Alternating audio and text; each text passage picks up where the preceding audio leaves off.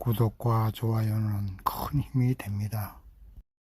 프랑스의 철학자 파스칼은 그의 저서 팡세에서 인간은 생각하는 갈대라고 했습니다.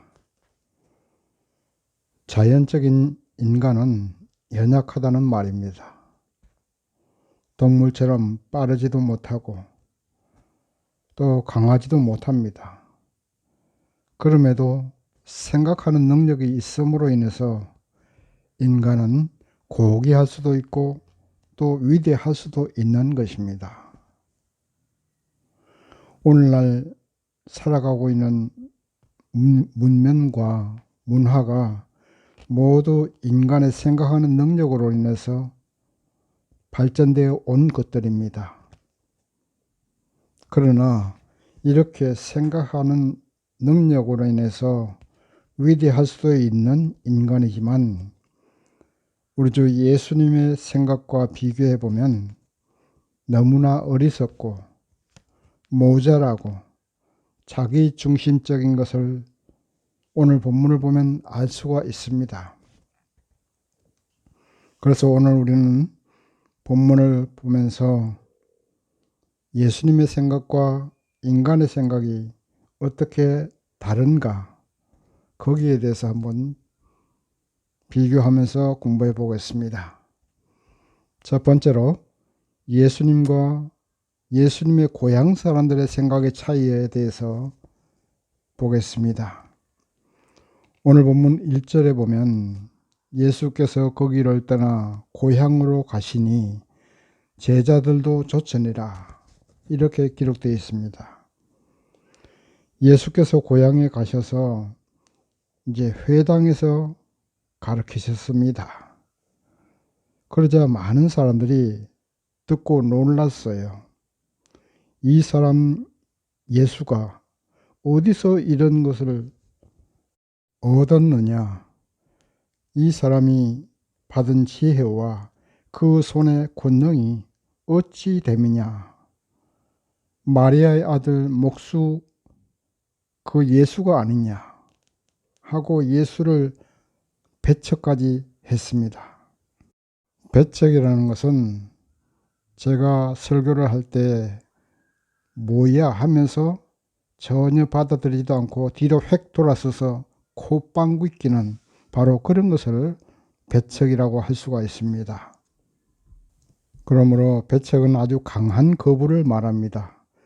예수님은 고향 사람들을 구원하시기 위해서 그들에게 복음을 전하고 병자를 고쳐주려 하셨지만 고향 사람들은 예수를 너무나 잘 알고 있었습니다. 목수로 자라나는 모습을 보았는데 갑자기 안 보이더니 나타나서 능력을 행사하고 복음을 전하니까 전혀 마음문을 열지도 않고 뒤로 획 돌아서서 배척까지 했던 것입니다. 우리나라 속담에 사촌이 땅을 사면 배 아프다는 말이 있습니다. 고향 사람들이 갑자기 예수가 나타나서 제자들을 거느리고 복음을 전하니까 남이 잘되는 꼴을 보기 싫었습니다. 또 목수의 아들이라는 그 선입견이 있어서 복음을 받아들이지를 않고 배척까지 했던 것입니다. 사람은 세상을 바라보는 프레임, 즉 틀이 있습니다. 이것을 정치적으로 예를 들어서 설명하면 민주당을 지지하는 사람들의 생각의 틀과 국민의힘을 지지하는 사람들의 생각의 틀이 전혀 다릅니다. 이것은 뭐 무식하고 유식하고를 떠나서 또 남자와 여자를 떠나서 전혀 생각의 틀이 다릅니다. 이렇게 같은 것을 두고도 보는 관점이 전혀 다릅니다. 인간은 남이 잘 되는 것을 배아파합니다. 그리고 어떤 선입견을 가지고 세상을 바라보고 생각하기 때문에 그 생각에 오류가 많고 틀린 것이 많습니다. 우리는 어떤 것을 바라볼 때 선입견이나 시기심 같은 것을 버려야 됩니다. 사랑의 마음을 가지고 바라보고 객관적인 입장에서 바라보고 하나님의 입장에서 바라보아야 됩니다. 내가 예수의 입장에서 나를 보는 훈련을 해야 됩니다. 다시 말씀드립니다. 선입견을 버리고 내가 내 입장에서 생각하지 마시고 내가 예수의 입장에서 나를 떠나서 내 앞에서 나를 바라보는 훈련을 해야 됩니다. 나는 여기서 이런 생각을 하는데 내 몸을 떠나서 내 앞에 서서 예수님이 나를 바라보는 것처럼 나를 바라보는 훈련을 하십시오. 예수님의 사랑으로 세상을 바라보아야 됩니다. 상대가 어떻게 해야 나에게 유익이 있고 유리할 것인가를 생각하지 말고 우리 모두를 생각하고 하나님이 어떻게 하시면 기뻐하실까? 예수님이 어떻게 하시면 잘했다 칭찬하실까?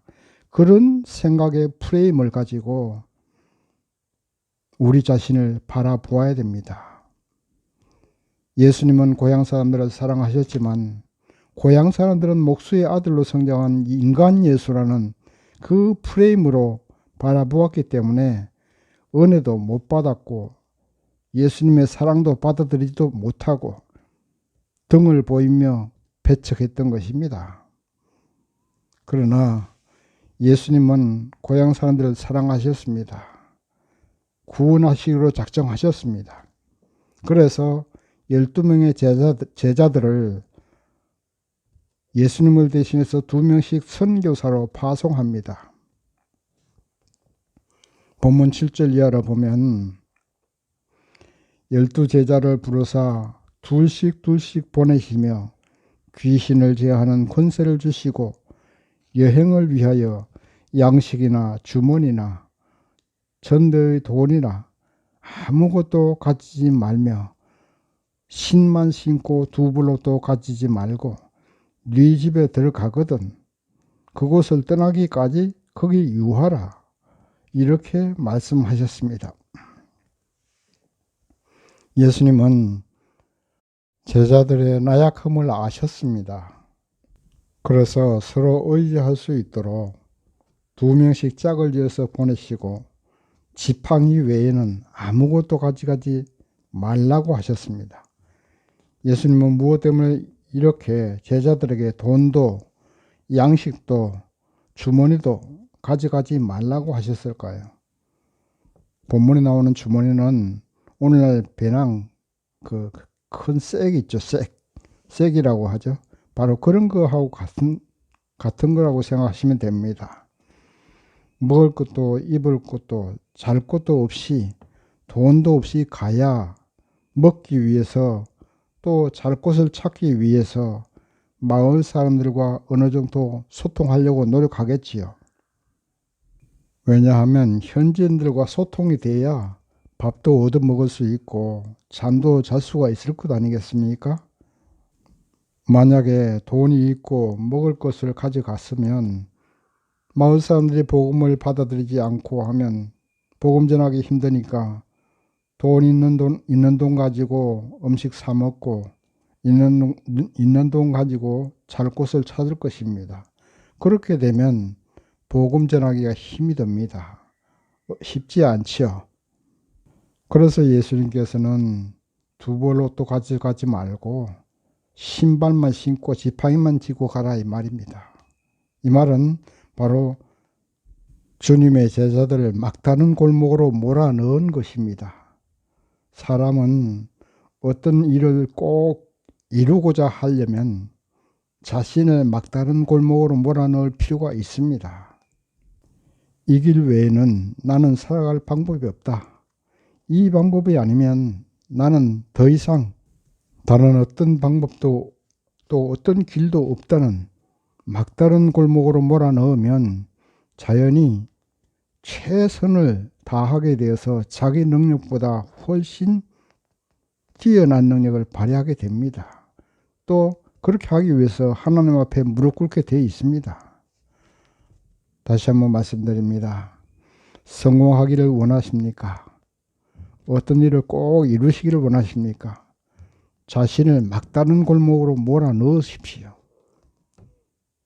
그래야 자기의 능력보다 뛰어난 능력을 발휘합니다. 그래야 기도도 하게 되고 금식 기도도 하게 됩니다.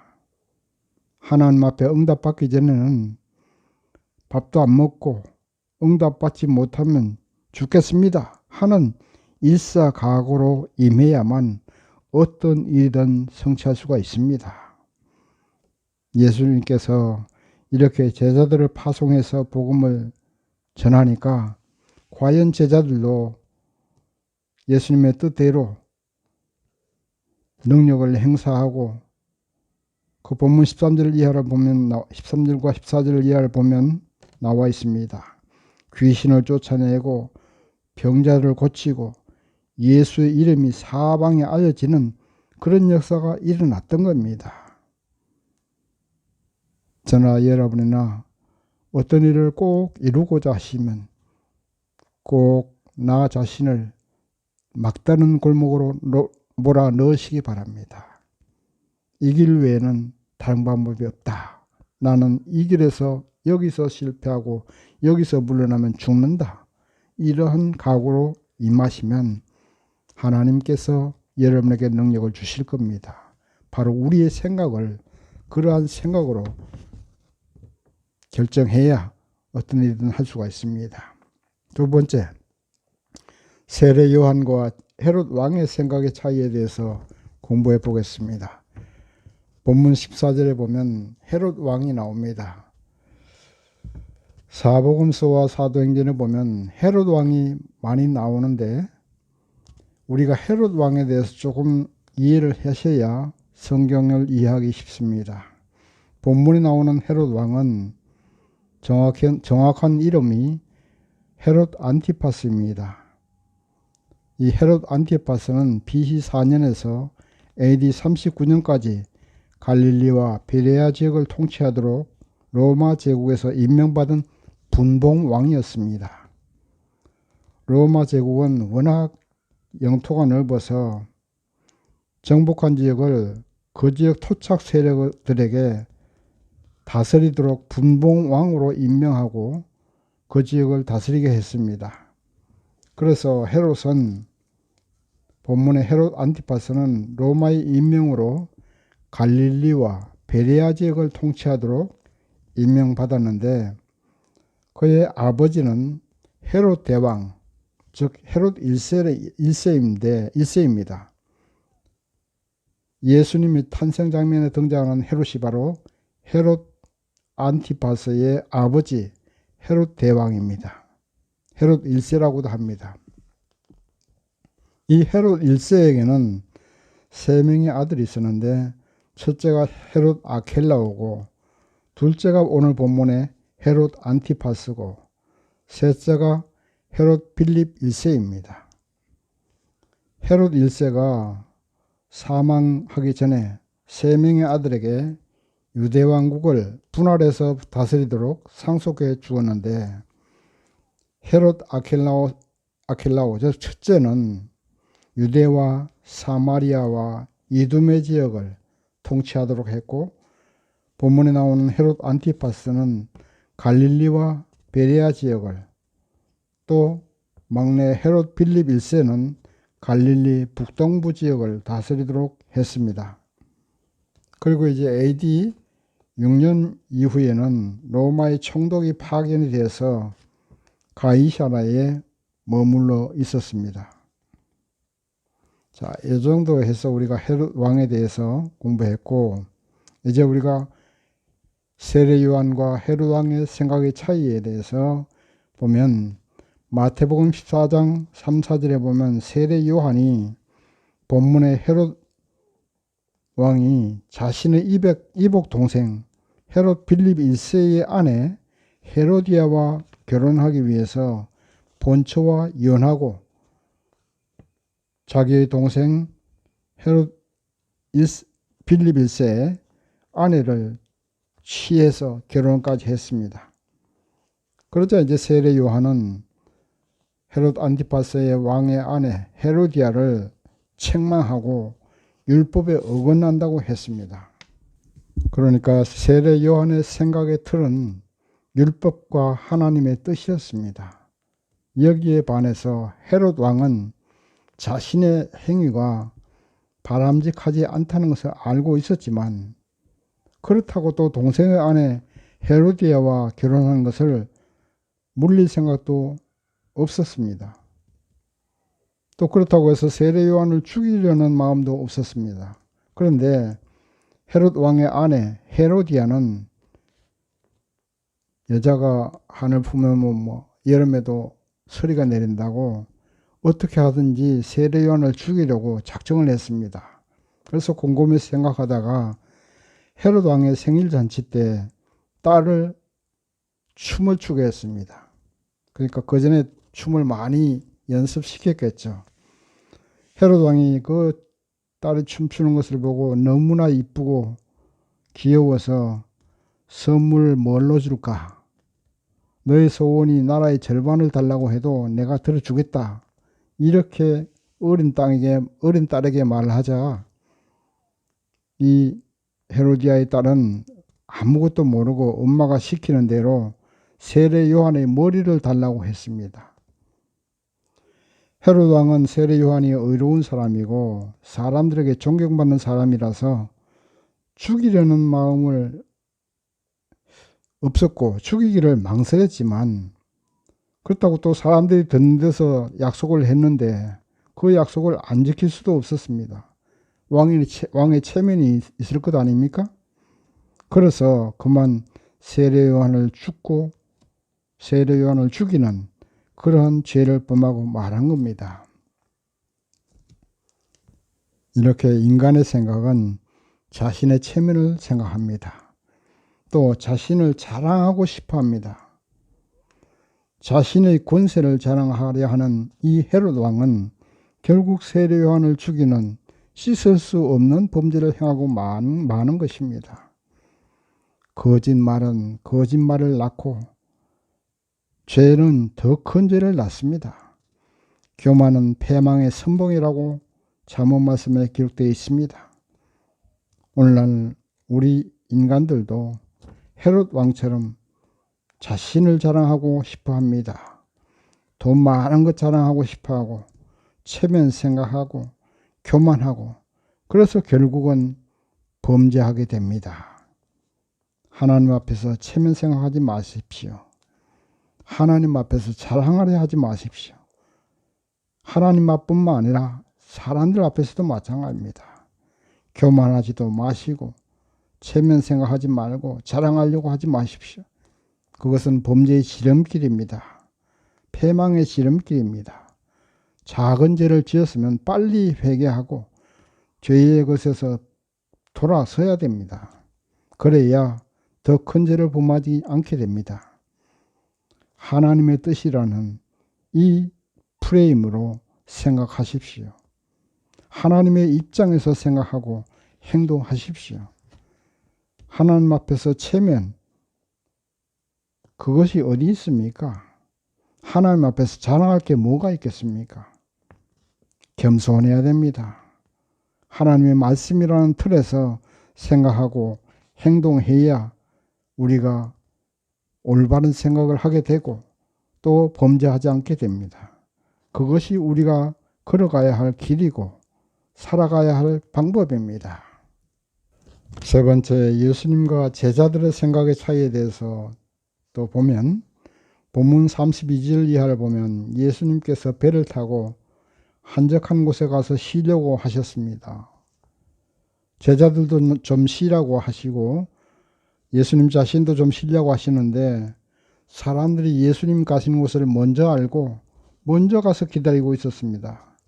그래서 예수님은 쉬지도 못하고 다시 또 그들에게 불쌍히 보시고 그들을 불쌍히 보시고 목자 없는 양 같다고 불쌍히 보시고 그들을 가르치시다가 날이 저물어 갑니다. 그러자 이제 제자들이 예수님께 간청합니다.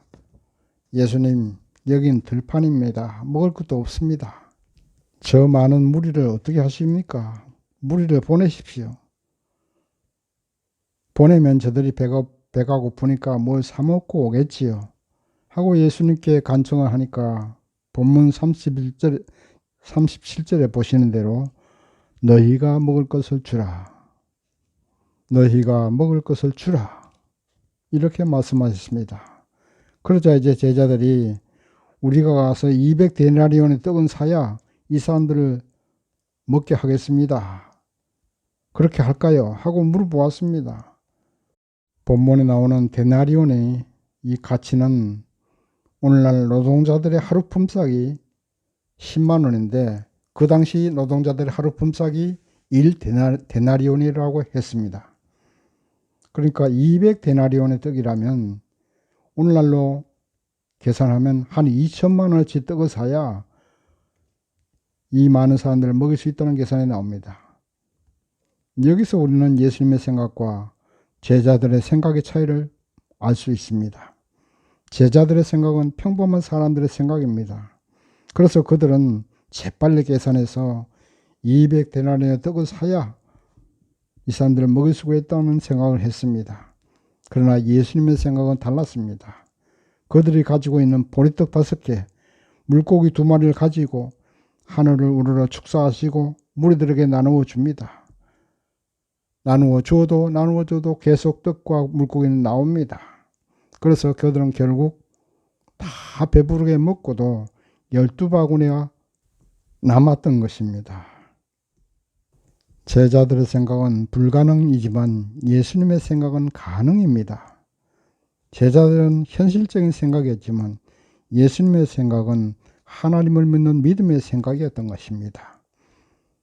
예수님은 아무것도 없어도 하늘에서 떡을 낼 수 있었겠지만 그들이 가지고 있는 재료, 물고기 2마리, 보리떡 5개, 이것을 통해서 기적을 베푸셨던 것입니다.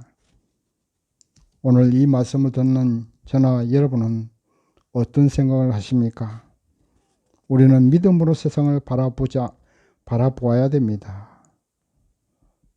그렇지 않고 우리는 항상 불신앙의 생각의 틀을 합니다.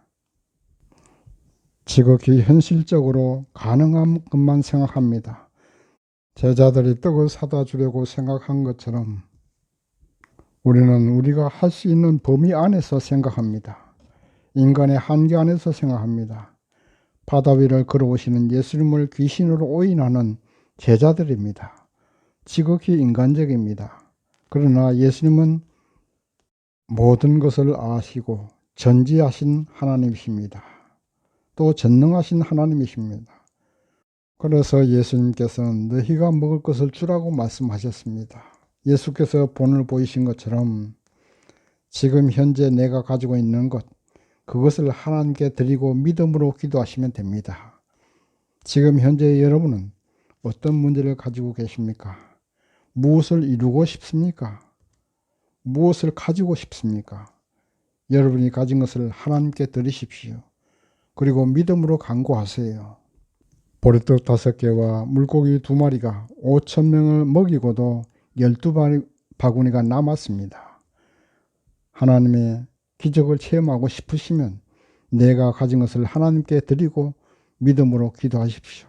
그리고 믿음의 눈으로 바라보고 믿음으로 생각을 하십시오. 하나님께서 분명히 하실 수 있으시니 나의 기도에 응답하실 것이고 하나님께서 나와 함께 하시니 나는 할 수 있다는 그런 생각을 하셔야 됩니다. 인간적인 생각을 버려야 됩니다. 하나님의 능력을 믿으셔야 됩니다. 제자들이 풍랑 속에서 어려움을 당하시자 기도하시던 예수님께서 제자들을 구원하기 위해서 바다 위를 걸어오셨습니다. 그리고 구원하셨습니다. 귀신이라고 두려워하는 제자들에게 예수께서 말씀하시기를 내니 두려워 말라 이렇게 말씀하셨습니다. 예수님 바다 위를 걸어갈 수 있는 하나님이십니다. 예수님은 하늘에서 떡을 내릴 수 있는 하나님이십니다. 예수께서 제자들에게 하신 말씀 꼭 기억하십시오. 너희가 먹을 것을 주라. 내니 두려워 말라. 이 2마디의 말씀 오늘 저와 여러분에게 주시는 말씀으로 믿으시기 바랍니다. 믿음의 눈으로 예수를 바라보십시오. 제자들처럼 세상적인 생각을 하지 마십시오. 예수님은 오늘 저와 여러분을 통해서 일하십니다. 내가 하는 일은 내가 하는 것이 아니라 예수께서 하시는 겁니다. 전도하는 것 예수께서 하십니다. 교회에서 봉사하는 것 하나님이 할 수 있게 해 주십니다. 내 힘으로 하는 것이 아닙니다. 두려워하지 마십시오. 할 수 있다 믿으십시오.